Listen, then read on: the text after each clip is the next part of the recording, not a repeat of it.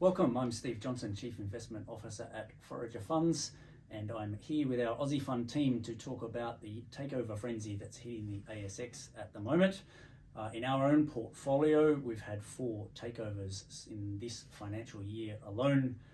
ReadyTech, MSL Solutions, Nitro and iSelect.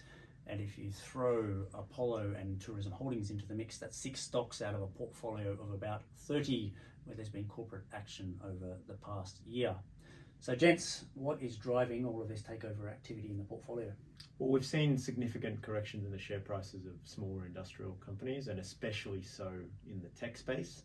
And so we've got private equity come along and bid for assets that are quite cheap. And those assets, so at some points, are prices that are above 52-week highs. And at some points, like for Nitro, they're actually somewhat below those 52-week highs.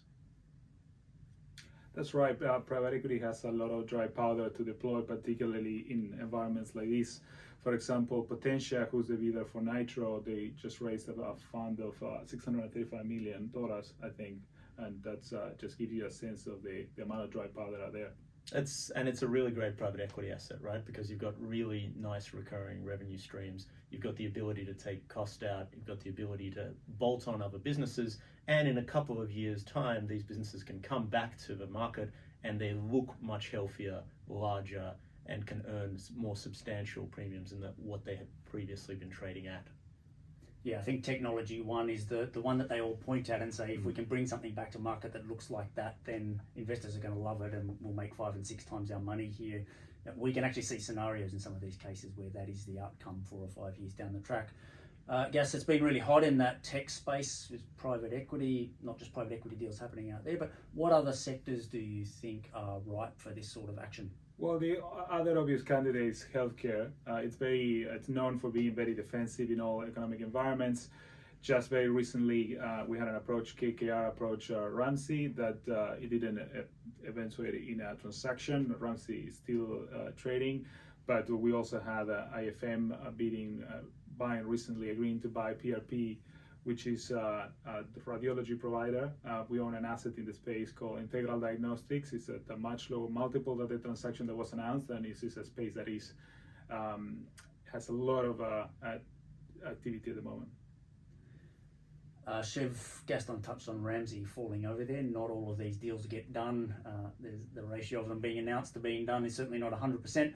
What do you look for when you think about whether it's likely to happen or not? Well, there are a couple of ways that these can go wrong. And as you imagine, there's a couple of parties involved. So the bidder can decide that it's not worth their time and effort. The current shareholders can decide that the bid is not high enough for them and don't accept it. And then you have other parties, in many cases regulators, that say, look, these deals are not according to the public interest.